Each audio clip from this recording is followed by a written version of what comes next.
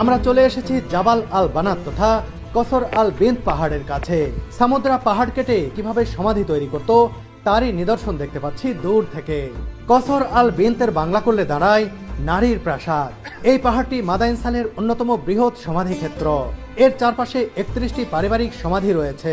এই পাহাড়ে নারীদের সমাধি অনেক বেশি রয়েছে বলেই এর নাম কসর আল বিন্ত বা নারীর প্রাসাদ। Here we are at the Girls Mountain. Why do we call it the Girls Mountain? Because we have here in this mountain 31 family tombs. The majority of it belong to women. সৌদিয়ান নারী guide নাবাতিয়ানদের এই সমাধির ইতিহাস ও বিভিন্ন দিক খুব সুন্দরভাবে বর্ণনা করছেন।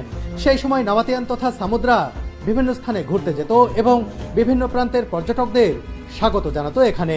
তাই তো তাদের এই স্থাপনায় গ্রিক সহ বিভিন্ন সভ্যতার ছাপ পাওয়া যায়।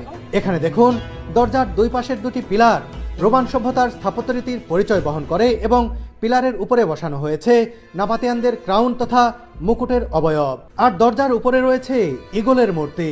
নাবাতিয়ানদের অনেকে গডেস দুশারাকে স্রষ্টা মনে করত এবং তারই প্রতিচ্ছবি হলো ঈগল।